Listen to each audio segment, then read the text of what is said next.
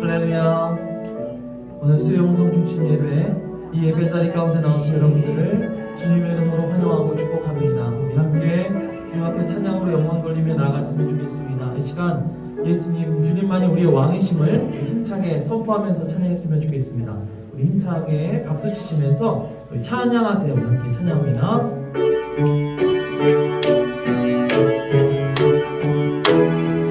찬양하세요. 찬양하세 찬양하세 왕께 소리 높여 찬양 드리세 찬양하세 찬양하세 왕께 소리 높여 찬양 드리세 찬양 받기에 합당하신 주님 언제나 동일하신 주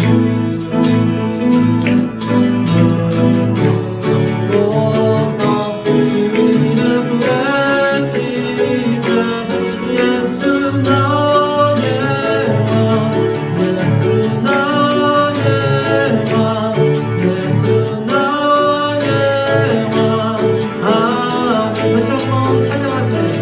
찬양하세 찬양하세 왕께 소리 높여 찬양 드리세 찬양하세 찬양하세 왕께 소리 높여 찬양 드리세 찬양 받기에 합당하신 주님 언제나 동일하신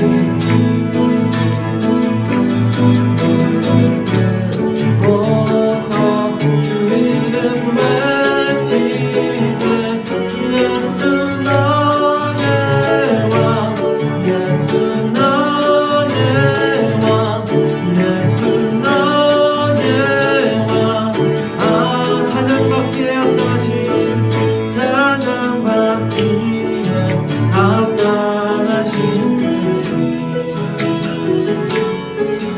언제나 동일하신 주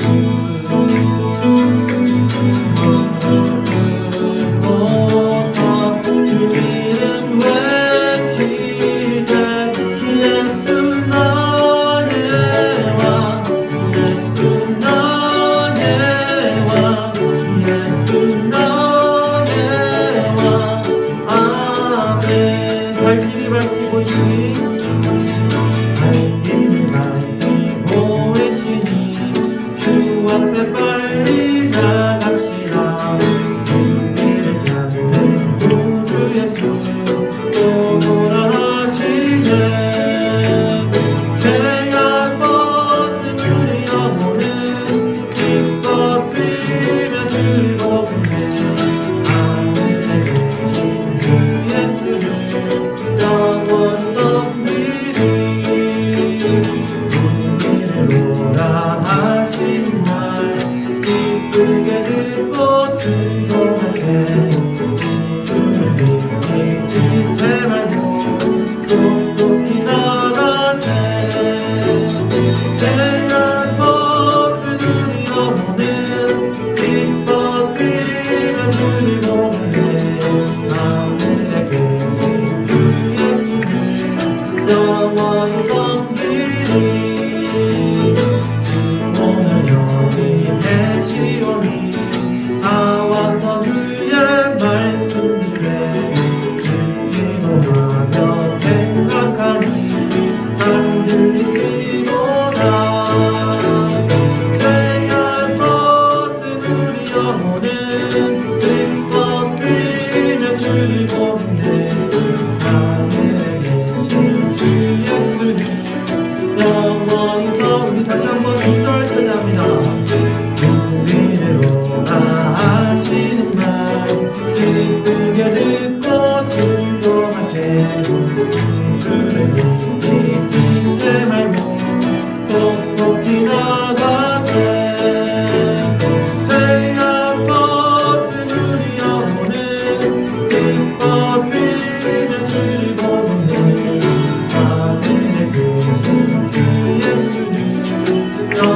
영원히 주를 여기 계시오니 오늘 여기 계시오니 나와서 주의 말씀 기세 기도하며 생각하니 잠들리시로다 죄악 벗은 우리 영혼은 기뻐 뛰며 주를 보네 하늘에 계신 주 예수는 영원히 섬긴 죄악 벗은 우리 영혼은 죄악 벗은 우리 영혼은 기뻐 뛰며 주를 보네 하늘에 계신 주 예수를 영원히 섬기니 아멘.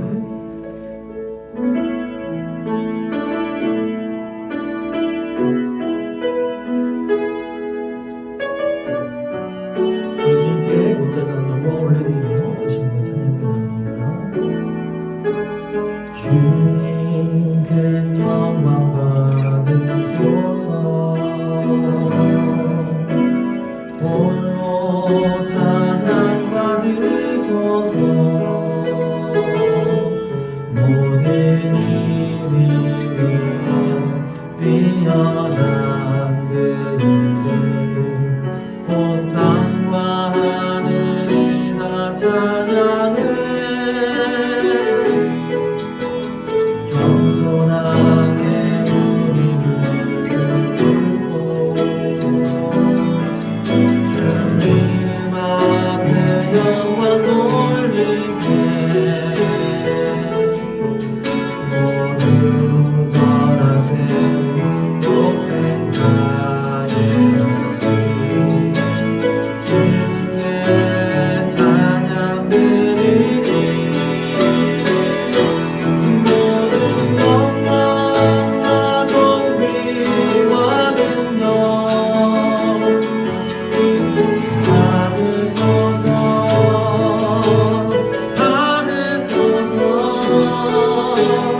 영광과 존귀와 능력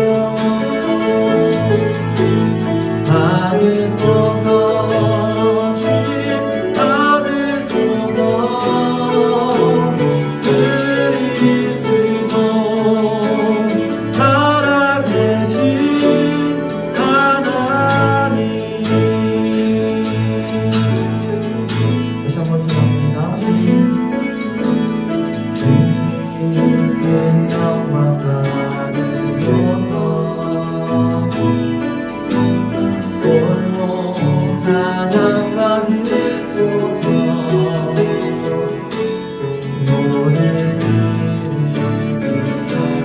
뛰어난 그를 온 땅과 하늘이 다 찬양해 겸손하게 우리 무릎 꿇고 주 이름 앞에 영광 돌리세 모두 절하세 독생자의 예수 주님께 찬양 드리니 모든 영광과 존귀와 능력 받으소서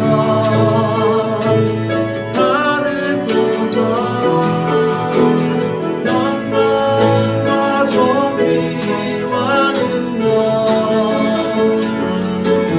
받으소서 주님 받으소서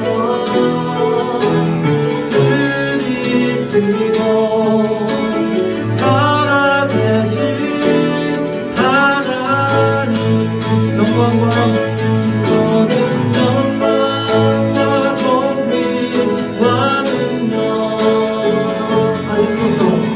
받으소서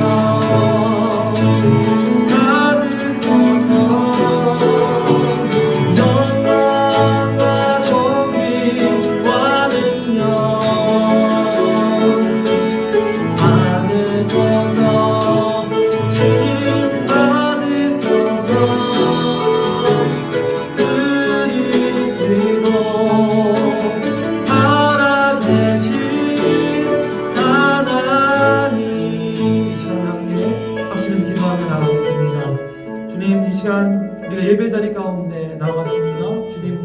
주님만이 큰 영광 받아주시기를 원합니다. 오직 주님만이 높임받는 예배가 되시기를 원합니다. 또한 이 예배 시간을 통해서 우리가 주님 앞에 다시금 결단하는 시간이 될 수 있도록 우리를 인도하여 주시옵소서. 오늘 이 시간 주님의 이름 크게 한번 부르짖고 함께 합심해서 기도하며 나아갑니다. 주여! 할렐루야. 아버지 하나님 감사드립니다. 아버지 하나님 오늘 우리 아버지 수영 성도님 아버지 하나님 만나는 이곳에 아버지 하나님 상황을 쫓아내고 있습니다. 주님의 상황을 남았습니다. 아버지 하나님 예배의 제가 주님을 높여드리는 것이 아버지 하나님 할렐루야. 사랑의 하나님 참 감사합니다. 예수 그리스도의 십자가 구속의 은혜로 우리를 구원해 주시고 주님을 찬양하며 이 자리에서 예배드릴 수 있도록 은혜 주시니 참 감사합니다.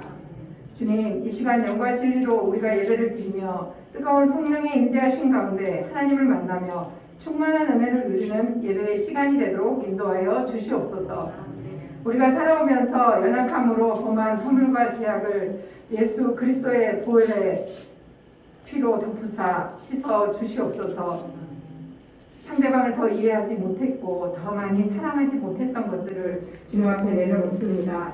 우리가 오늘 왔사오니 주님 앞에 내려놓는 이 모든 것들 기억 다 지워주시고 성령님께서 함께하사 하나님과의 관계가 회복되고 영이 회복되어 성령 충만한 능력으로 모든 근심과 걱정의 담이 허물어지는 귀한 은혜가 있게 하여 주시옵소서. 우리 미아동 교회는 다음 세대를 말씀으로 양육하며 선교하는 교회로 어른부터 아이들까지 복음 안에서 하나가 되고 실력을 갖춘 아이들로 안내하는 가정과 교회로 사랑으로 전도하며 무엇보다 세계 성도 전략센터로서의 역할을 감당하게 하시니 감사합니다. 지금까지 함께 하셨던 주님께서 앞으로 남은 12월까지도 주님이 지켜주시고 함께하여 주시옵소서. 세우신 담임 목사님 성령의 충만함과 영육의 강건함을 주옵소서. 오늘도 이제 송년 연수 마지막 날 하고 계시오니 그 가운데도 함께하여 주시고 무엇보다 주님께서 주신 거룩한 비전을 향해 귀한 사역을 감당해 가실 때 하나님이 늘 붙들어 주시옵소서. 성령 충만함으로 함께하여 주시옵소서. 담임 목사님께서 주일과 새벽 말씀을 들고 단위에 서실 때마다 성령 충만한 은혜가 있게 하시고 우리 교우들은 그 말씀을 듣고 깨닫는 역사도 이어지게 하여 주시옵소서. 하나님, 지금 수요 영성예배 이 시간에 말씀을 전하시는 김승선 부목사님께 성령님 함께하여 주셔서 선포되어지는 귀한 말씀의 능력을 더하여 주시고 은혜 충만케 하여 주실 줄 믿습니다. 무엇보다 담임 목사님을 돕는 사역이나 청년부를 맡아 이끄는 사역 가운데도 늘 함께하여 주시옵소서. 하나님, 잠시 멈춘 듯 했던 코로나가 다시 기승을 부리고 있습니다. 하루빨리 다스려지게 하여 주셔서 모든 이웃들이 웃으며 평안한 일상을 누릴 수 있게 도와주시옵소서. 우리 미아동교회 교우들 안전하고 건강하게 지켜주시고 각 가정과 자녀와 직장과 일터를 회복할 수 있도록 성령님 도와주시옵소서. 12월 4일은 수능시험을 치르는 가운데 있습니다. 무엇보다 힘들었던 올해 하나님 이 학생들을 더욱 강하게 붙들어 주시고 안전하게 지켜주시고 아버지와 수능시험 잘 치를 수 있게 도와주시옵소서. 우리 미아동교회 온 교우들이 매일 1시간 기도를 계속 이어가고 있습니다. 자기의 맡은 대로 더군다나 전화신방을 해보면 우리 은혜스러운 권사님들의 입술을 통해서 또 우리 장로님들의 입술을 통해서 고백하십니다. 갈 데는 없고 기도밖에 없다고. 이 기도하는 동안에 성령님 만나 주시옵소서.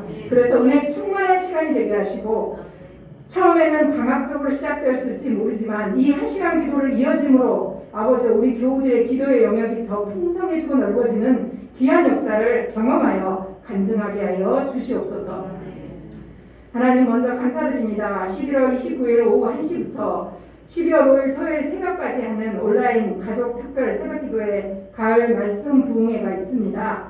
주님의 은혜가 정말 필요한 이때 하나님께서 우리에게 놀라운 기회를 허락하여 주심에 먼저 감사드립니다. 가족과 함께 전 성도가 참여하는 기적의 시간이 되게 하셔서 회복이 임하고 각 가정이 예배의 처소가 되게 하여 주시옵소서. 특별히 그 시간 매 시간마다 말씀을 선포하시는 우리 목사님들을 한 분 한 분을 붙들어 주시옵소서. 그래서 그분들의 입술을 통해서 선포되어지는 귀한 말씀이 그 예배에 임하는 모두에게 가정에서나 또 교회 현장에 와서 예배드리는 이들에게나 같은 은혜로 임하시는 역사가 있을 줄 기대하며 믿고 기도하오니 성령님 함께하여 주시옵소서. 우리 교회 온 교우들이 쌀쌀한 계절 면역력이 좋아지게 해주셔서 코로나의 이 상황도 잘 극복해내도록 건강 지켜 주시옵소서. 영육이 아픈 우리 교우님들 한 분 한 분도 기억하여 주옵소서. 수술을 받고 회복 중에 있고 항암 치료 중에 있고 또 요양병원에 계신 분도 있습니다. 하나님 그분들과 함께하여 주시고 만져 주시옵소서. 우리나라와 전 세계도 속히 안정을 찾을 수 있도록 도와주시옵소서. 매주 수고하시는 수요 찬양팀과 반주하시는 우리 권사님과도 함께하여 주셔서 하나님이 주시는 귀한 은혜로 그 달란트를 잘 사용할 수 있게 하시니 먼저 감사드리고 또 감사함으로 헌신하는 그 손길 가운데 복의 복이 넘치는 역사도 임하게 하여 주옵소서. 지금 이 시간 성령님이 만지시는 역사가 있는 귀한 예배로 인도하여 주실 걸 믿고 감사드리며 예수님 이름으로 기도드렸습니다. 아멘.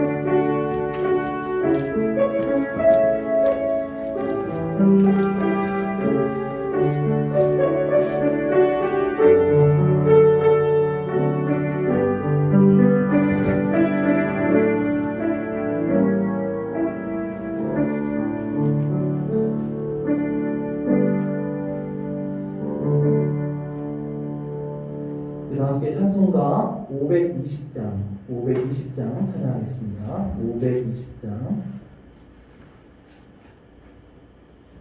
우리 박수하면서 함께 찬양할까요?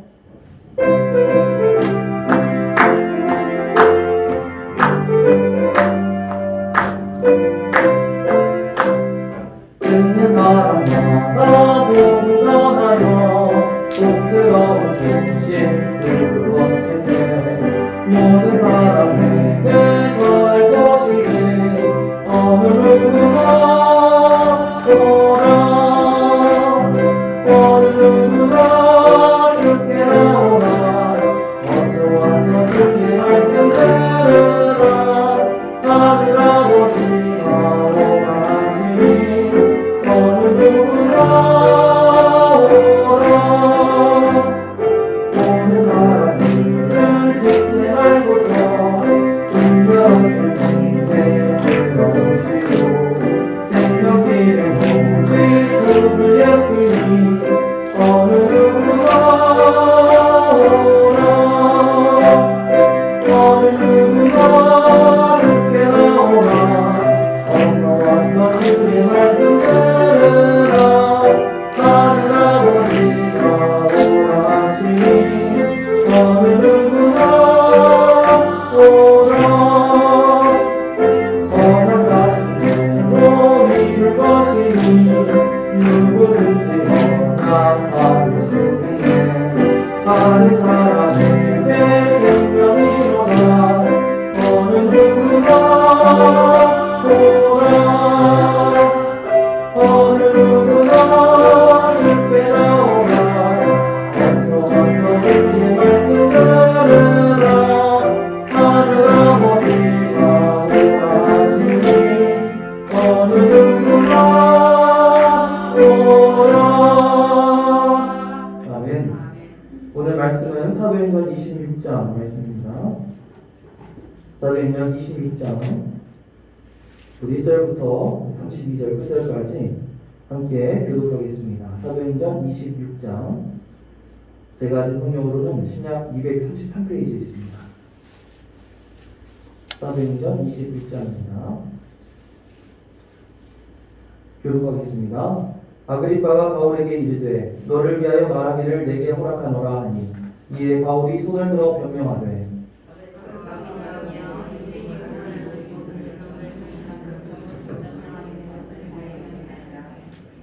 특히 당신이 유대인의 모든 풍속과 문제를 아시니이다. 그러므로 내 말을 너그러이 들으시기를 바라나이다.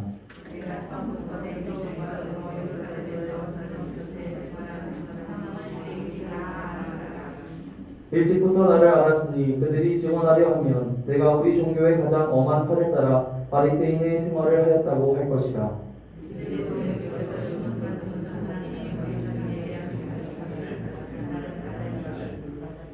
이 약속은 우리 12지파가 밤낮으로 간절히 하나님을 받들어 섬김으로 얻기를 바라는 바인데 아그리빠 왕이여 이 소망으로 말미암아 내가 유대인들에게 고소를 당하는 것이니이다.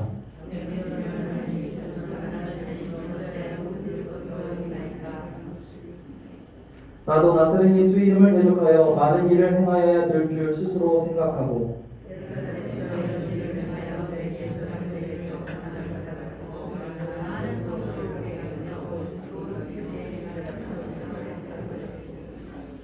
또 모든 회당에서 여러 번 형벌하여 강제로 모독하는 말을 하게 하고 그들에 대하여 심히 격분하여 외국 성에까지 가서 박해하였고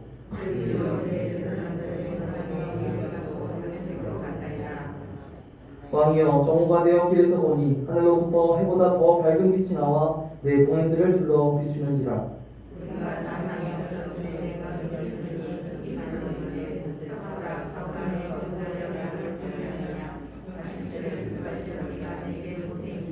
내가 대답하되 주님 누구시니이까? 주께서 이르시되 나는 내가 박해하는 예수라.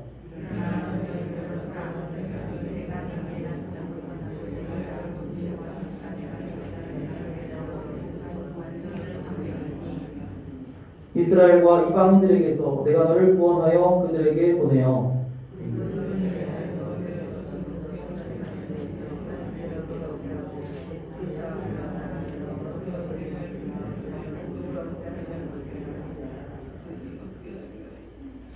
아그리파 왕이여 그러므로 하늘에서 보이신 것을 내가 거스르지 아니하고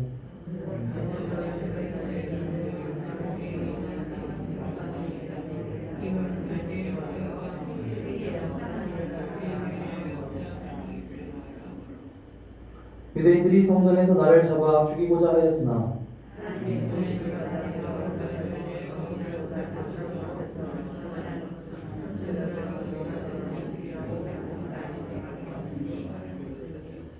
곧 그리스도가 고난을 받으실 것과 죽은 자 가운데서 먼저 다시 살아나사 이스라엘과 이방인들에게 빛을 전하시리라 함이니라 하니라.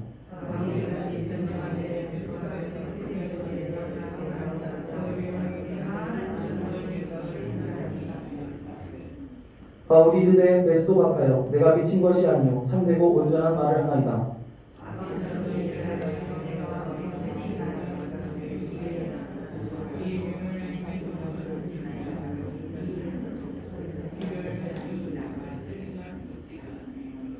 아그리파 왕이여 선지자를 믿으시나이까? 믿으시는 줄 아나이다.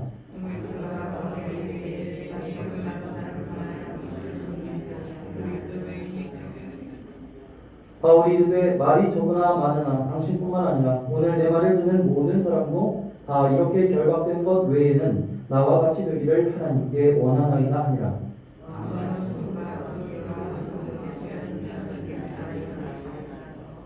물러가 서로 말하되 이 사람은 사형이나 결박을 당할 만한 행위가 없다 하더라. 이에 아그리파가 베스도에게 이르되 이 사람이 만일 가이사에게 상수하지 아니하였더라면 석방될 수 있을 뻔하였다 하니라. 아멘. 바울은 지금 로마로 향한 길목에 서 있습니다. 예수님을 박해하던 사람에서 열렬한 예수의 추종자로 변한 바울은 유대인들의 엄청난 시기를 받았죠.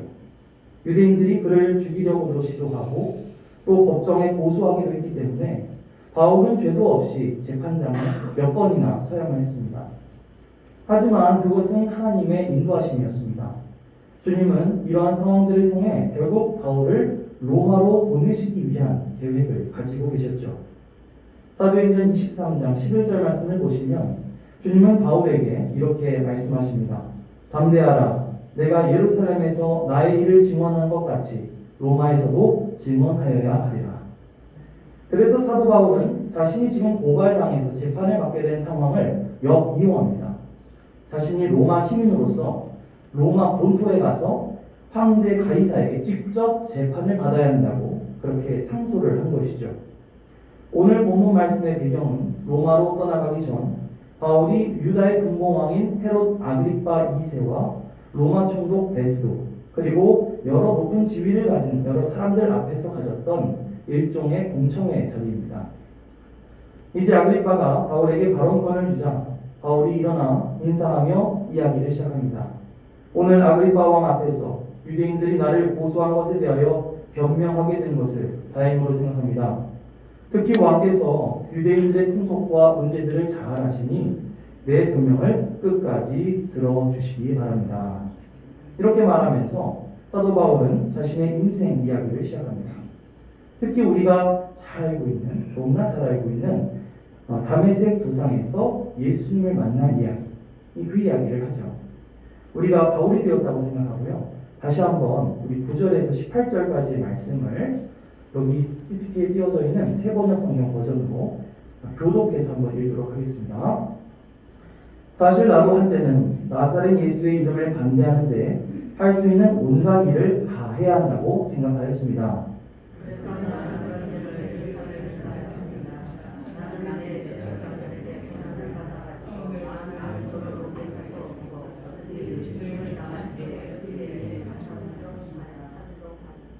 그리고 회당마다 찾아가서 여러 번 그들을 형벌하면서 강제로 신앙을 부인하게 하려고 하였습니다. 나는 그들에 대한 분노가 극도에 다다랐으므로 심지어 외국의 여러 도시에까지 박해의 손을 뻗쳤습니다.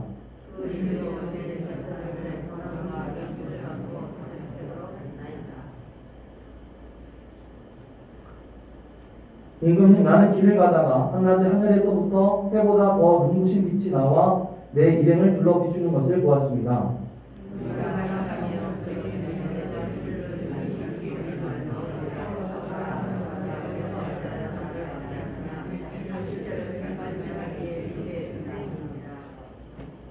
네, 세 번역 버전으로 제가 준비하려고 했는데 개역 개정으로 준비가 됐네요. 그럼 계속해서 개역 개정으로 계속 읽겠습니다. 내가 예루살렘에 26장 15절이죠. 내가 대답하되 주님 누구시니까 주께서 이르시되 나는 내가 박해하는 예수라.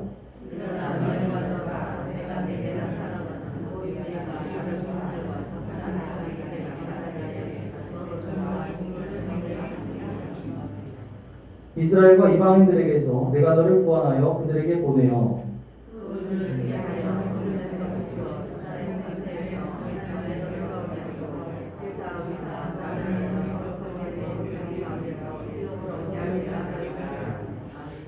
아멘. 자, 이렇게 바울은 자신이 예수님을 만난 이야기를 아글바와 앞에서 풀어놓게 되죠. 이미 우리가 사도행전 9장 말씀을 통해서 많이 들었던 그런 이야기이기도 합니다.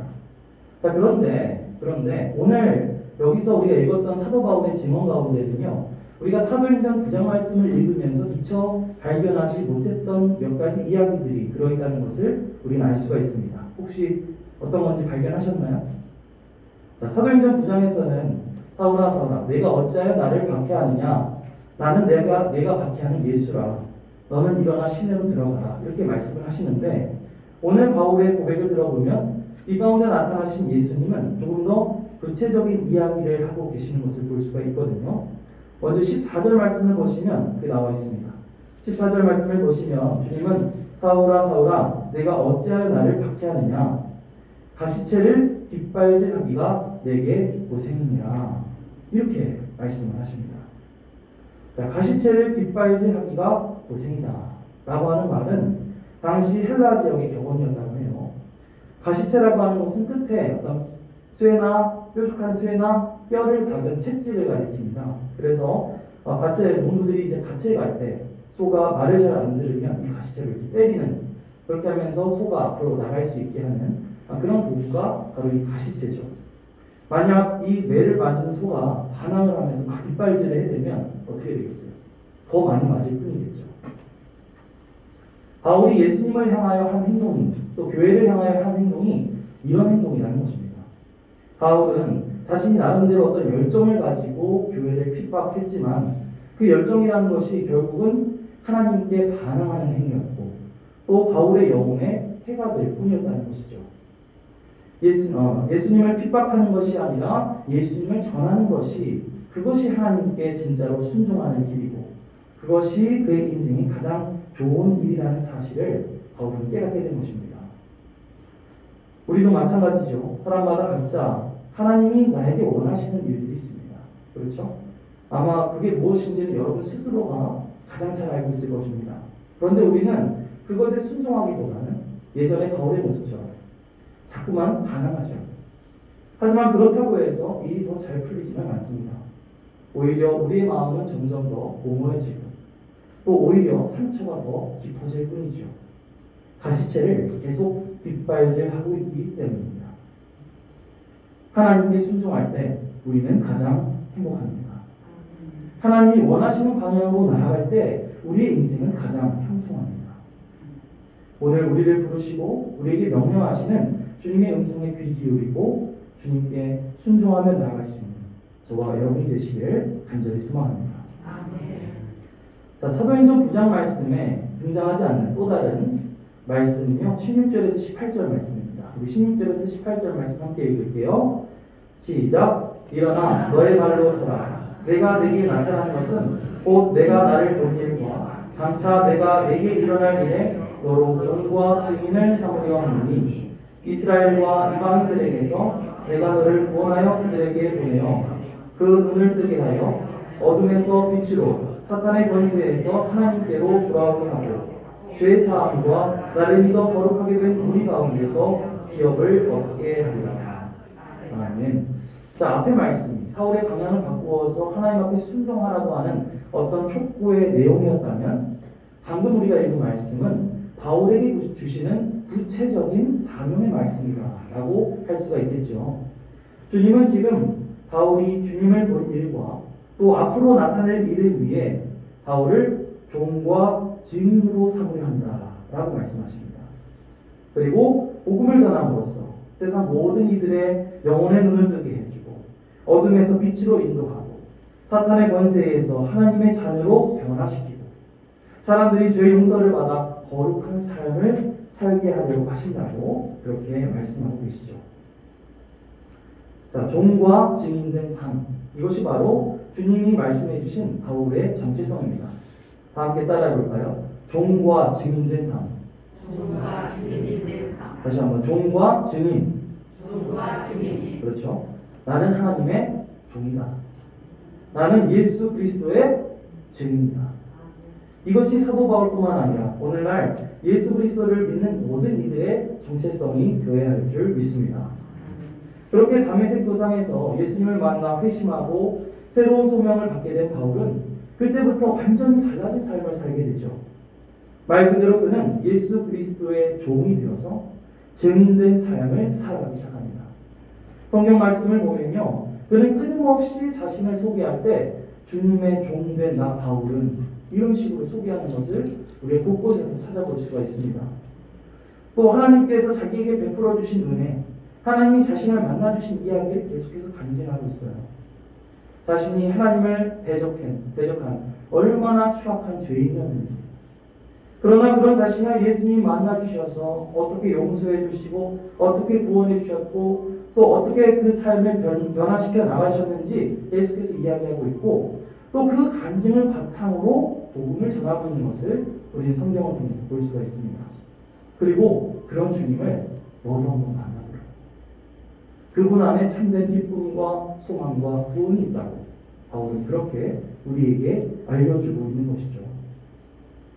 그리고 사도 바울은 지금 헤롯 아그리파 왕과 로마 베스토 총독, 로마의 천부장들, 그리고 가이사랴의 많은 유력 인사들 앞에서도 그 간증을 아주 담대하게 하고 있는 것입니다. 이 아그리파 왕이 듣다가 놀라가지고 울어요. 우리 28절, 29절 말씀도 함께 읽겠습니다.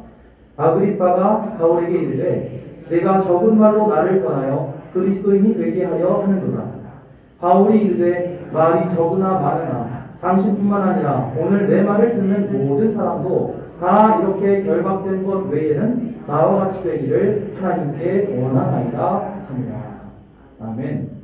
종과 증인으로서 분명한 정체성을 가졌던 바울은 지금 이렇게 새롭게 열린 공청회 자리, 어떻게 보면 높은 사람들 다 와 있는 자리니까 굉장히 두렵고 떨리고 부담될 수도 있는 그런 자리잖아요. 그런데 이런 자리마저도 복음을 전파할 수 있는 또 하나의 기회를 본 것입니다.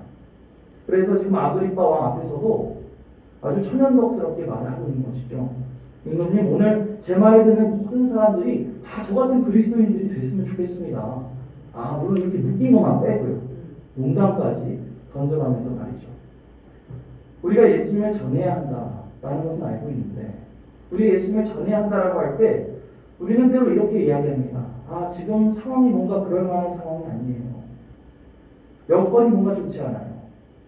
특히 코로나 상황이 계속되면서 더더욱 우리가 기존에 했었던 그런 어떤 전도의 길이 좀 좁아진 것은 사실입니다.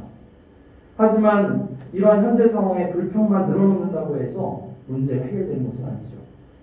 내가 처한 여러 다른 상황들을 이용해서 내가 어떻게 하나님을 섬길 수 있을 것인가? 이런 상황들을 이용해서 내가 어떻게 다른 사람들에게 예수님을 소개해 줄 수 있을 것인가? 이런 것들을 고민하면서 방법을 찾아보라는 것입니다. 전도라는 게 뭐 길에서 전도지 나눠주는 것만 전도가 아니잖아요. 어쩌면 우리가 처한 이런 문제들이 위기를 가장한 기회일 수 있다는 사실을 기억해야 할 줄 믿습니다. 그리고 이럴 때일수록 우리에게 필요한 것이 뭐냐면요. 바로 바울이 가졌던 것과 같은 신앙의 체험, 신앙의 간증이 우리에게 필요합니다. 계속 이야기했듯이 바울은 예수님을 만났던 그 강력한 체험을 바탕으로 사람들에게 복음을 전하고 있어요. 물론 우리 가운데 사도 바울처럼 아주 그런 극적인 체험을 하신 분들은 많이 안 계실 거예요. 막 예수님 갑자기 빛 가운데 만나가지고 눈이 막 멀었다가 다시 보게 되고 막 음성 막 듣고 뭐 이런 극적인 체험을 하신 분들은 아마 별로 없을 것입니다. 하지만 우리의 삶 속에서 소소하게라도 우리가 기도하면서 혹은 말씀을 읽으면서 우리가 신앙생활을 하면서 경험하게 된 어떤 변화들 그런 것들 있잖아요. 또 내가 그것을 통해서 느끼게 된 어떤 기쁨과 평화의 체험들 그런 거 아주 작게라도 있잖아요. 혹은 깨닫게 된 어떤 삶의 진리 혹은 주님을 만나게 된 그런 나름대로의 체험들 이런 것들이 다 우리의 간증거리가 될 수 있고 또 그런 것들을 통해서 우리가 다른 사람들에게 복음을 전할 수 있는 통로가 될 수 있다는 것입니다. 우리도 사도 바울과 같이 이 종과 증인된 삶의 정체성을 가지고 살아갈 수 있었으면 좋겠습니다. 그래서 여러분의 간증을 통해서 많은 사람들이 예수님의 이야기를 듣고 복음을 듣고 그래서 예수님을 믿고 어둠에서 빛으로 사탄의 세력에서 하나님의 자녀로 대적자에서 동역자로 변화되어져서 함께 이 거룩한 길을 걸어가게 되는 놀라운 역사를 경험할 수 있는 그런 저와 여러분이 되시기를 간절히 축원합니다. 아멘. 우리 함께 찬양하고 함께 하시면서 기도하겠습니다.